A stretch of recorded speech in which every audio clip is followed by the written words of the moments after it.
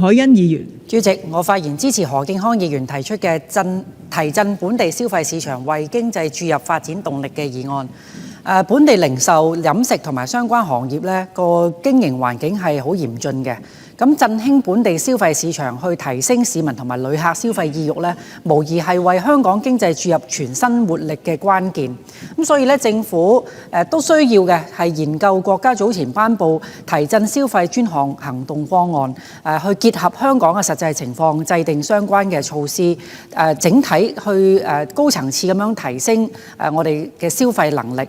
咁其實過往香港一路係好努力咁樣打造香港品牌，去推動本地嘅消費，鞏固經濟發展嘅核心。咁長久以嚟咧，香港亦都係憑藉住質優同埋誠信、良好商業信譽，贏得咗全球消費者嘅廣泛嘅信賴。咁所以咧，香港政府可以繼續係大力咁推動香港製造啦，同埋香港品牌呢個理念，加深市民同埋旅客對本地品牌嘅認知同埋認同。另外咧，我見到廠商會一路咁多年咧，亦都係有舉辦工展會啦。咁呢啲嘅成功經驗咧，其實政府應該係積極考慮，係咪再大力去支持呢啲商會組織各個唔同類型嘅展銷活動。咁好似響啟德體育園啦，響西九文化區戲曲中心等啦，其實嗰啲地方都係唔係好多嘢賣嘅。即係當然我哋知道啟德體育園咧，最近都係有無論係飲食啦、購物啊都有。但係對於點樣推廣好本地品牌咧，希望政府再俾多啲嘅場地去做好，包括係戲曲中心。因為最近我自己都去過戲曲中心，夜晚到11點，10點打後係全部黑晒，咩都冇得賣，連場入邊都冇嘢賣嘅，唔好話買嘢食啦，買嘢都冇得賣，一支水都冇得賣嘅。咁所以如果我哋點樣去提振本地經濟，嗰度正正係爆場，即係你諗下香港地10點打後成爆場嘅戲曲中心入邊，連支水都冇得賣，叉電器都冇得借嘅時候，點樣去提振香港經濟呢？即係市民去到都覺得，睇完戲我就走啦，全部喺嗰度散場啦。咁所以都希望政府點樣去提升翻成個觀感啦，成個體驗啦，同埋餐飲服務其實都係需要。咁頭先何俊賢議員都講嘅有關於本地嘅優質漁農產品，其實我自己一直都好關注。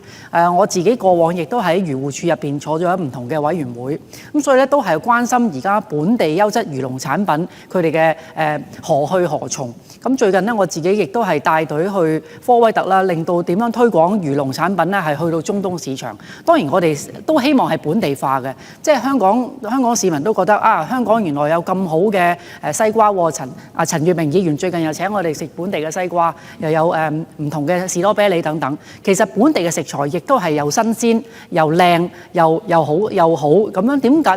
點解我哋唔好好咁樣推廣？包括政府係咪可以大力咁推動我哋本地嘅優質嘅漁農產品係去到本地嘅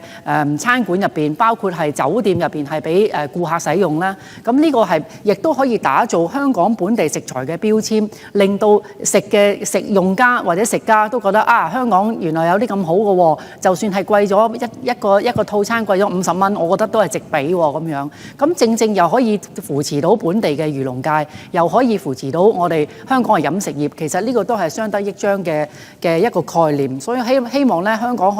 政府可以係聯合翻旅遊發展局啦，將本地嘅漁農產品特色美食係推廣入去旅遊嘅推廣項目，吸引旅客體驗香港嘅獨特嘅飲食文化，亦都係帶動相關嘅經濟同埋消費。咁另外一方面咧，有關於正牌正貨，其實香港一路都有打造嘅，呢個亦都係維護消費者信心嘅關鍵。所以咧，我哋都希望政府繼續係推出誠信商戶嘅認證啦，配合一啲醒目嘅標籤，俾到消費者可以輕鬆咁樣去分別一啲正規嘅商戶，進一步咁增強消費信心。另外咧，有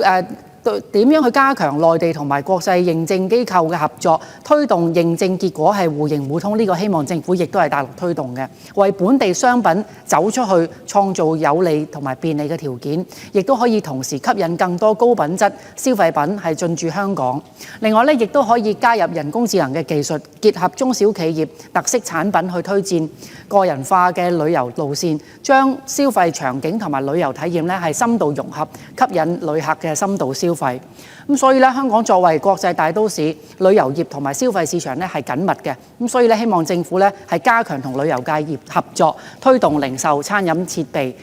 令到香港打造全新嘅形象。